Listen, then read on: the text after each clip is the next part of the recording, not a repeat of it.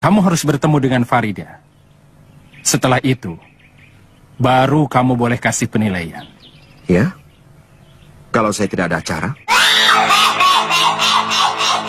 Saya bangga sekali bahwa calon menantu saya orangnya cantik sekali. Rupanya Juragan Darwis pun sangat senang mempunyai calon menantu yang cantik sekali.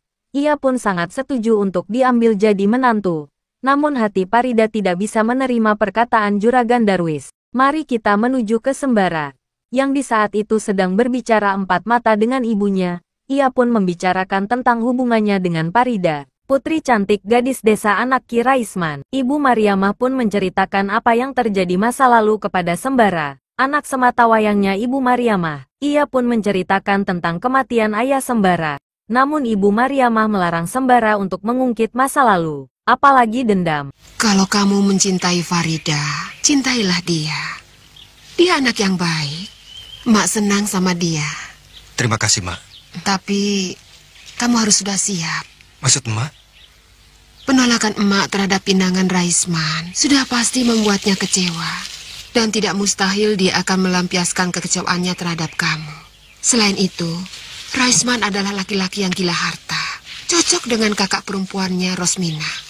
Belum juga selesai dalam pembicaraan Sembara dengan ibunya, tiba-tiba Farida muncul sambil menangis sedih. Tampaknya sedang ada masalah. Ia pun mengatakan bahwa ia telah dipaksa kawin dengan Raden Mardian oleh Bude Rosmina, dengan putra saudagar besar Juragan Empang, orang kaya ternama di desanya. Farida pun tidak terima, karena di dalam hati sanubarinya sudah tersimpan cinta yang tulus hanya untuk satu orang saja. Kemudian berlari ke rumah Sembara, dan berharap Sembara akan melakukan sesuatu untuknya. Saya dipaksa kawin. Siapa yang memaksa kamu? Bu Rosmina. Dengan siapa? Mardian.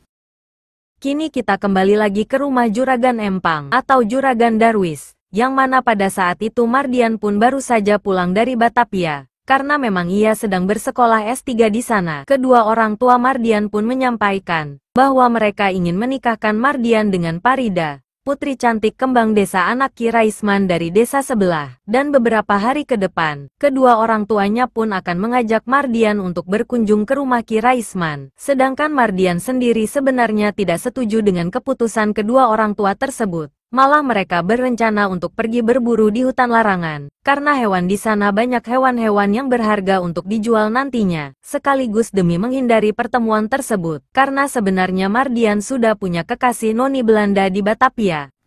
Mulai sekarang, kamu tidak usah kembali ke Batavia. Loh?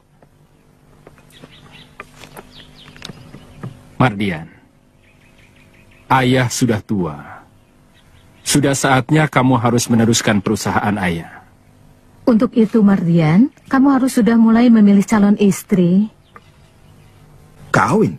Iya, ibu sudah pilih calon untuk kamu. Gadis kampung? Orang kampung. Males saya. Jangan gampang merendahkan seseorang. Kamu lihat saja dulu orangnya. Secantik-cantiknya perempuan kampung. Ya, paling cuma segitulah. Orang kampung kalau didandani, tidak kalah dengan orang kota. Sudahlah, ibu tidak usah repot-repot. Saya sudah punya pilihan. Benarkah? Siapa? Noni? Noni? Namanya saja aneh. Tidak lumrah. Noni itu sebutan untuk gadis Belanda, Bu. Nama sebenarnya Elizabeth. Orang Belanda? Jangan, Mardian. Kenapa? Orang Belanda itu bangsa asing. Ibu tidak mau punya menantu orang Belanda.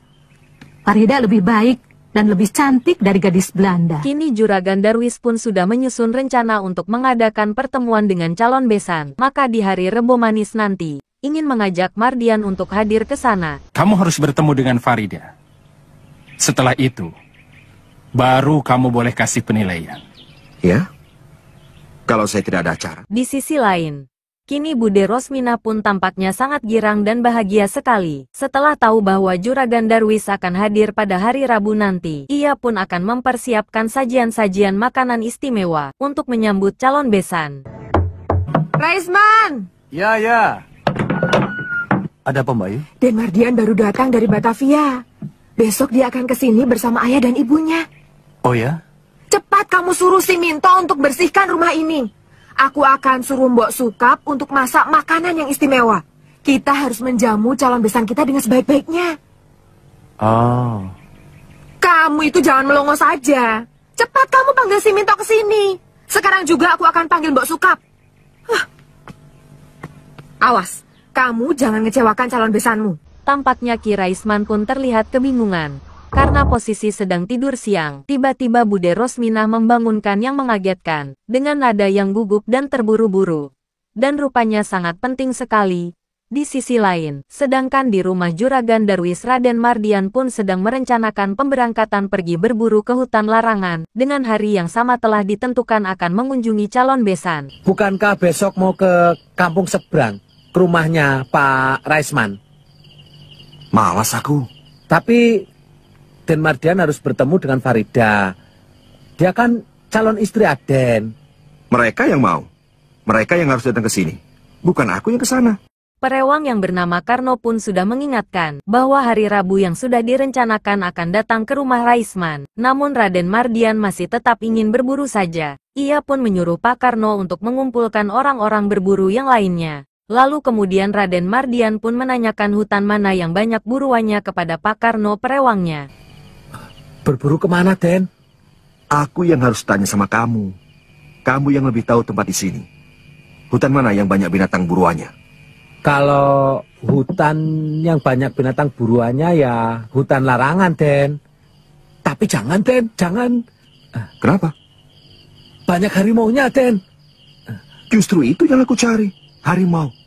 Aku suka kulit harimau. Di Batavia, kulit harimau mahal. Bukan harimau biasa, Den. Harimau siluman. Kamu percaya tahyul? Zeh, kamu orang picik. Meskipun Pak Karno sudah mengingatkan bahwa hewan buruan yang berada di hutan larangan adalah binatang siluman, namun Mardian tidak percaya. Bahkan semua itu dianggapnya tahayul. Mardian pun akan tetap pergi berburu. Padahal penghuni hutan larangan pun sudah memperingatkan, disuruh mengurungkan niatnya untuk pergi berburu di hutan larangan. Batalkan niatmu pergi ke hutan larangan. Jangan mengusik harimau di hutan larangan. Kau akan kena kutuk.